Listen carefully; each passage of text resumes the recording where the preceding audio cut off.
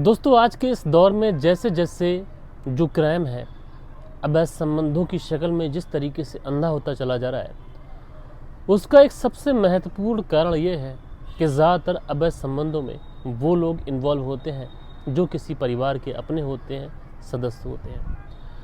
और दोस्तों, आज की जो कहानी मैं आप लोगों को सुनाऊंगा, इस कहानी के अंदर एक नहीं बल्कि कई रिश्तों का कत्ल होता है। और यकीनन दोस्तों, जब आप लोग इस पूरी कहानी को सुनेंगे तो आप लोग अपने कानों पर विश्वास नहीं करेंगे कि आखिरकार आज के इस दौर में कौन से रिश्ते पर और कैसे भरोसा कर लिया जाए। और दोस्तों, इस कहानी के अंत में मैं आप लोग को एक बहुत बड़ा मैसेज भी दूंगा, तो आप लोग इस वीडियो को अंत तक देखिएगा। रात के 10 बज चुके हैं और मैं हूं आप सभी का अपना शाबेज मलिक और हाजिर हूं आप लोग के सामने फिर से एक क्राइम की कहानी को लेके, एक क्राइम की घटना को लेके। बात करूं दोस्तों आज की इस कहानी की, तो आज की इस कहानी की शुरुआत होती है उत्तर प्रदेश की एक ज़िला पड़ता है लखनऊ, और इसी लखनऊ के अंदर एक थाना लगता है भोजपुर थाना। और इसी भोजपुर थाने के अंतर्गत एक गांव आता है गोधी गांव, और इसी गोधी गांव के अंदर एक परिवार रहा करता है। इस परिवार में परिवार के मुखिया हैं जिनका नाम है अख्तर अली। अख्तर अली जिनकी उम्र लगभग 45 साल के आसपास है। अख्तर अली की शादी हो चुकी है। उनकी जो पत्नी है जिसका नाम शबीना है, उसकी उम्र 35 साल के आसपास है। हालांकि अख्तर अली का एक भाई भी है जिसका नाम अफसर अली है, और अख्तर अली के ही सामने जस्ट उसके एक बहनोई है जिनका नाम अल्ताफ़ है, वो रहा करते हैं। ये पूरा ही जो ख़ानदान है इर्द गिर्द रहा करता है। अख्तर अली जो है वो पहले जो कपड़ों की फेरी वगैरह थी वो फेरी वगैरह करते थे, और इसी कपड़ों की फेरी से जो कुछ आमदनी होती थी उसी आमदनी से अपने परिवार का खर्चा उठाते थे। अब परिवार की गुजर बसर ये जैसे तैसे कर रहे थे, लेकिन पिछले कुछ समय पहले की बात है कि अख्तर अली ने उस कपड़ों की फेरी वाले काम को छोड़ दिया था और अपने घर के ही अंदर एक परचून की दुकान रख ली थी। क्योंकि अख्तर अली सोचते थे कि घर से बाहर जाना भी ना पड़े, और ऐसे में अगर परचून की दुकान रख लेंगे तो घर का खर्चा भी चलता रहेगा, साथ के साथ घर की देखरेख भी होता रहेगी। इसी तरीके से ये जो परिवार था चल रहा था। हालांकि परिवार में उतने पैसे नहीं थे, लेकिन उसके बावजूद भी परिवार खुश था, परिवार में खुशियाँ थीं, रिश्तों की अहमियत थी, सब कुछ ठीक चलता था। लेकिन इसी 27 जनवरी साल 2026 की बात है। जो अख्तर अली हैं ये अपनी पत्नी शबीना से कहते हैं कि उसे परचून की दुकान के लिए कुछ सामान खरीद के लेके आना है, जिसके लिए उसे रामपुर के जो दोराहा चौराहा पड़ता है वहाँ से जाकर सामान खरीद के लेके आना है। पत्नी शबीना कहती है ठीक है जाइएगा, जब तक दुकान को मैं देख लूँगी, लेकिन कोशिश करिएगा कि आप जल्दी लौट के आ जाएं, क्योंकि दुकान पर ग्राहक आते हैं और मुझे दुकान की इतनी ABCD आती नहीं है। लिहाजा जो अख्तर अली होते हैं ये अपनी पत्नी को दुकान सुपुर्द करते हैं और उसके बाद चले जाते हैं। लेकिन दोस्तों, अख्तर अली दुकान का सामान लेने के लिए चले तो गए थे, लेकिन शाम का वक्त हो जाता है, अख्तर अली लौट कर नहीं आए थे। अब शाम का वक्त हो चला था, अख्तर अली लौट कर आए नहीं थे। इधर जो पत्नी शबीना थी वो अपने देवर जिनका अफसर अली था वो उनको इस बात की सूचना देती है, बताती है कि तुम्हारे जो भाई अख्तर अली हैं वो दुकान का सामान लेने के लिए गए थे, लेकिन अभी तक लौट कर नहीं आए। मैंने हर जगह ढूंढ लिया, मैंने उनका फ़ोन नंबर भी ट्राई कर लिया, लेकिन कहीं से कोई भी रिस्पॉन्स नहीं मिल पा रहा है। अब अफसर अली भी परेशान होते हैं, लिहाजा वो भी अपने भाई को ढूंढने के लिए निकलते हैं। ना कि अफसर अली ढूंढ रहे थे, बल्कि अब पूरे गाँव के अंदर ये खबर आग की तरफ फैल चुकी थी और हर कोई अख्तर अली की तलाश कर रहा था। लेकिन दोस्तों, अख्तर अली को उनके गांव के अंदर भी ढूंढ लिया गया था, जहां पर वो सामान लेने के लिए गए हुए थे वहां पर भी जाकर पता कर लिया गया था, लेकिन अख्तर अली के बारे में कोई भी जानकारी नहीं मिली। अब परिवार परेशान है, हताश है। लिहाजा उसके बाद में जो अफसर अली होते हैं वो अपने भाई की मिसिंग कंप्लेंट जाकर दर्ज करा देते हैं। इधर पुलिस तफ्तीश शुरू करती है। 27 तारीख की ये बात है, 28 गुजर जाती है, 29 गुजर जाती है, 30, 31 ऐसे ही चलता रहता है समय। और 30 जनवरी साल 2026 को एक सिरसबा गौड़ एक इलाका है, और वहीं पर एक नहर पड़ती है सिरसिबा गौड़ के पास में। वहीं पर एक डेड बॉडी दिखाई पड़ती है। पुलिस को सूचना दी जाती है, पुलिस पहुंचती है, डेड बॉडी की शिनाख्त करती है, तो पता चलता है कि ये डेड बॉडी किसी और की नहीं बल्कि उसी व्यक्ति की है जिसकी मिसिंग कंप्लेंट दर्ज कराई गई है, यानी कि डेड बॉडी अख्तर अली की है। अब जैसे ये सारी चीज़ें पुलिस को पता चलती हैं, पुलिस वाले अख्तर अली की फैमिली वालों को इस बात की सूचना देते हैं कि भाई फला फला जगह पर इस तरीके से एक डेड बॉडी मिली है। लिहाजा परिवार वाले भी पहुंचते हैं। पहुंचने के बाद में डेड बॉडी की शिनाख्त कर लेते हैं, कहते हैं कि हाँ ये तो अख्तर अली है। उसके बाद में डेड बॉडी को पोस्टमार्टम के लिए भेज दिया जाता है। लेकिन सवाल ये उठता है कि एक व्यक्ति रामपुर दोराहे चौराहे पर सामान खरीदने के लिए गया हुआ था, लेकिन वो लौट कर आया नहीं। हालांकि 3 दिन के बाद में उसकी डेड बॉडी मिलती है। अब हत्या कौन कर सकता था, इस बारे में बहुत सारे सवाल पुलिस के जहन में थे। इसलिए पुलिस वाले जो थे वो सबसे पहले अख्तर अली की फैमिली वालों से पूछताछ करते हैं, अख्तर अली के भाई से पूछताछ करते हैं, पूछते हैं कि तुम्हारी किसी से कोई दुश्मनी, कोई रंजिश, या फिर तुम्हें किसी के ऊपर कोई शक हो तो बताओ। लिहाजा जो भाई होता है वो कहता है कि साहब मुझे किसी और के ऊपर शक नहीं है, बल्कि मुझे अपने ही बहनोई अल्ताफ़ के ऊपर शक है, और ना कि अल्ताफ़ के ऊपर शक है बल्कि मेरे भाई की जो पत्नी शबीना है मुझे उसके ऊपर भी शक है। लिहाजा पुलिस वाले अब ऐसे अफसर अली के कहने पर इन लोगों को गिरफ्तार कर भी नहीं सकते थे। लिहाजा पुलिस वाले जो थे अब शबीना से पूछताछ करते हैं। और जब शबीना से पुलिस पूछताछ करती है तो दोस्तों शबीना के जो बयान होते हैं ये थोड़ा सा इधर उधर होते हैं।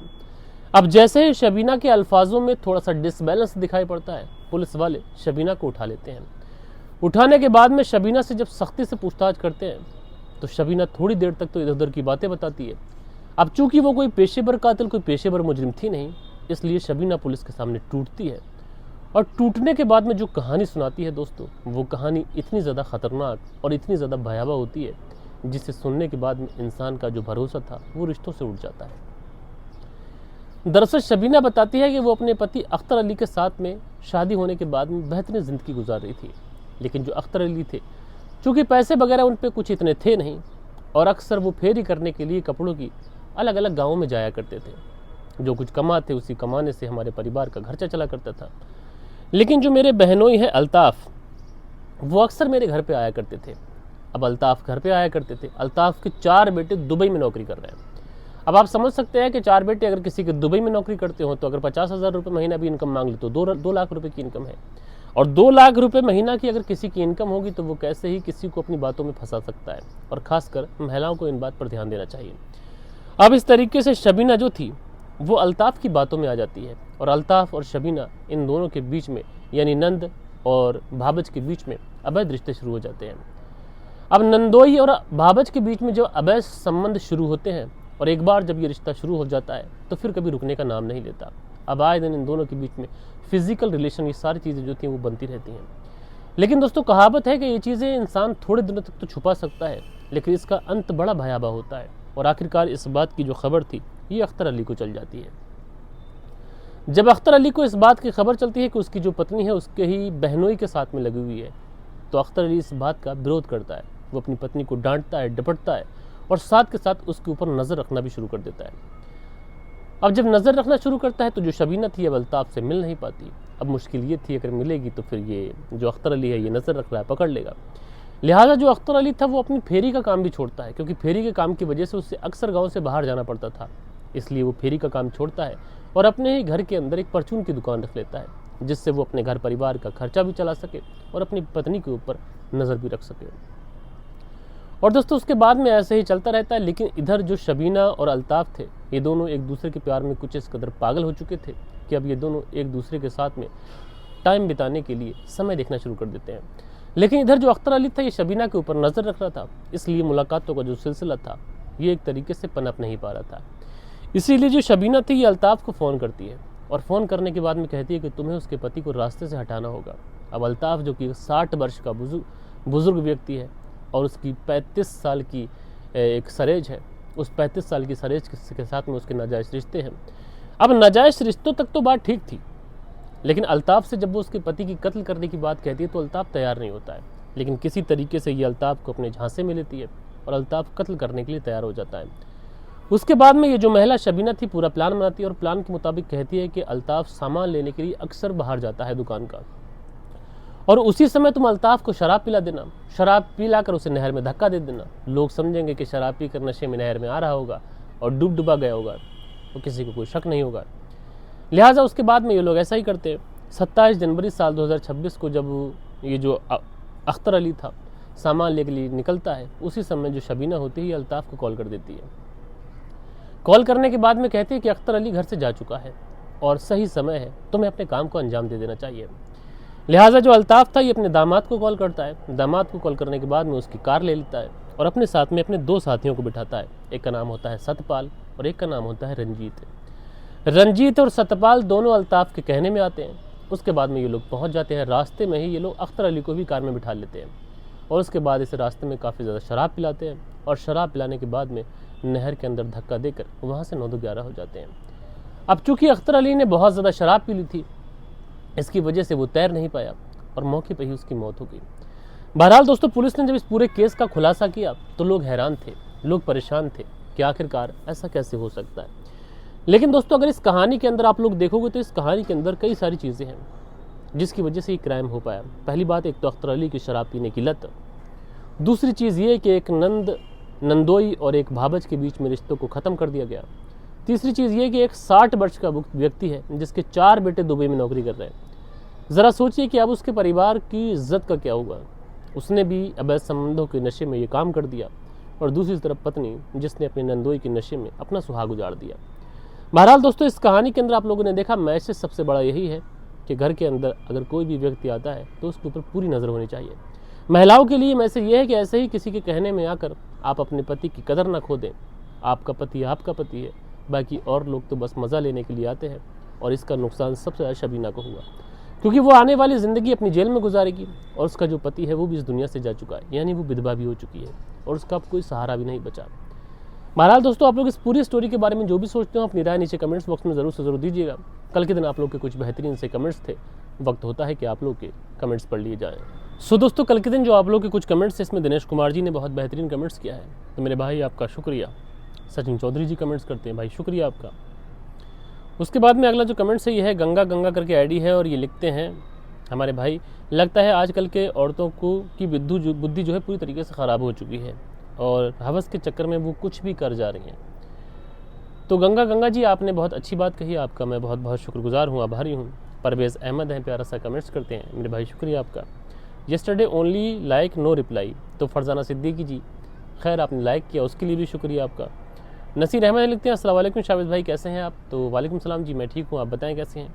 उसके बाद में नसीर अहमद लिखते हैं, सर भाई कुछ स्टोरीज रिकॉर्ड करके रखो, पुराने केस जस्ट सॉल्व हो गए हैं, कभी आप बिज़ी हो तो वीडियो नहीं आ सकती है तो उस समय आप रिकॉर्डेड वीडियो को डालिए जिससे आपकी कहानी का कोई गैप भी नहीं होगा। तो बहुत अच्छी बात कही आपने, मैं आपका शुक्रगुजार हूँ और इस बात पर मैं डेफिनेटली ध्यान दूँगा। ये चौधरी लिखते हैं, एक गुनाह करके इज़्ज़त बचने वाले हत्या करके दरिंदे और बन जाते हैं। बहुत अच्छी बात कही आपने, लोग एक गुनाह को छुपाने के लिए दूसरा और क्राइम कर देते हैं। उसके बाद में जलालुद्दीन लिखते हैं, मैं आपकी सारी वीडियोस देखता हूं, पिछले 1 हफ्ते से आपके वीडियोस को मेरे यूट्यूब मोबाइल पर कोई नोटिफिकेशन नहीं आ रहा था, ऐसा क्यों हो रहा है, आप मुझे बताएंगे सर? तो पिछले 1 सप्ताह से लगभग हमने कोई भी वीडियो अपलोड भी नहीं किया था, 5 दिन का गैप रहा, लेकिन अब लगातार हैं तो आपके पास नोटिफिकेशन आएगी। खान अकील लिखते हैं, अस्सलाम वालेकुम शाबिज भाई, कैसे हैं आप और अल्लाह आपको कामयाबी दे। तो खान अकील जी मेरे भाई, इस तरीके से प्यार देने के लिए बहुत बहुत शुक्रगुजार हूँ आपका। मनदीप वर्मा की पत्नी प्रादीप वर्मा जी बोलती हैं कि अपने बर्थडे विश किया, उसके लिए बहुत बहुत शुक्रिया, तो शुक्रगुजार हूँ आपका। अशबाह लिखते हैं, अस्सलाम वालेकुम मलिक भाई, कैसे हो आप? आपके वीडियोस बहुत अच्छी लगती हैं और मुझे बस ऐसे ही अपना काम करते रहिए, इंशाअल्लाह आपको कामयाबी ज़रूर मिलेगी। तो अशबा जी मेरी बहन, शुक्रिया आपका। सुल्त्यागी लिखते हैं, नमस्कार भाई साहब, रेनू सुल्त्यागी शानाबुल शहर से सुनते हैं, तो भाई बहुत बहुत शुक्रिया। उसके बाद में जो अगला कमेंट है ये मिनी ब्लॉग करके हैं, बहुत सारे हार्ट्स बनाकर हमें संबोधित करते हैं, तो शुक्रिया मेरे भाई। शरीन शर्मा लिखते हैं, मलिक भाई कुछ दिनों से वीडियोस नहीं आ रही थी, भगवान की कृपा से सब कुशल मंगल तो है? जी भाई सब ठीक है, बस वजह थी मैंने कल की वीडियो में बताई थी, बाकी सब ठीक है, आप परेशान ना हो। उसके बाद में दिनेश कुमार लिखते हैं, my wife also like your story. तो दिनेश कुमार जी, आपकी जो पत्नी हैं दीप, उनका भी बहुत बहुत शुक्रिया। दिनेश कुमार लिखते हैं, अंदाज़ की क्या तारीफ़ करें, बहुत खूब। तो आपके इसी प्यार की वजह से मैं बस बैठा हुआ हूँ, वरना व्यूज़ तो आते नहीं हैं। वाकई आगे लिखते हैं, मोहम्मद आमिन गुज्जर लिखते हैं, very nice story, good story Amin Gujjar ji. तो आमिन गुज्जर जी मेरे भाई, शुक्रिया आपका। प्रियंका सिंह लिखते हैं, कहानी रोज़ सुनती हूँ भैया, आज बहुत दिन बाद कमेंट्स कर रही हूँ, बहुत अच्छे से कहानी समझाते हैं भैया आप। तो प्रियंका सिंह जी इसी तरीके से प्यार बनाए रखिए, शुक्रिया आपका। उसके बाद में जय हिंद सर लिखते हैं, शिवम राजपूत जी, जय हिंद भैया, कैसे हैं? उसके बाद में दिनेश कुमार लिखते हैं, नमस्कार भाई साहब, बहुत बढ़िया कहानी है। तो दिनेश कुमार जी शुक्रिया आपका। उत्कर्ष हॉलीवुड लिखते हैं, मैं तो आपकी वीडियो को स्टार्टिंग से देख रहा हूँ और स्क्रॉल करते समय वीडियो इधर से आ ही जाती है, लेकिन मैं अफसोस करता हूँ कि आपके व्यूज़ उस तरीके से नहीं आते हैं जिस तरीके से आना चाहिए। बहुत अच्छी बात कही आपने, क्या करूँ, मैं भी परेशान हूँ और जो मैं कर सकता हूँ अपनी तरफ से ट्राई कर रहा हूँ, एफर्ट लगा रहा हूँ, लेकिन व्यूज़ आने होंगे तो आ जाएंगे। बस आप लोगों का प्यार है जो मुझे इस चैनल पर बांधे हुए, अदरवाइज़ मैं इस चैनल को कब का छोड़ चुका होता।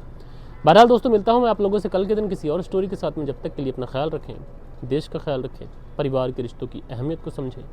जय हिंद, जय भारत।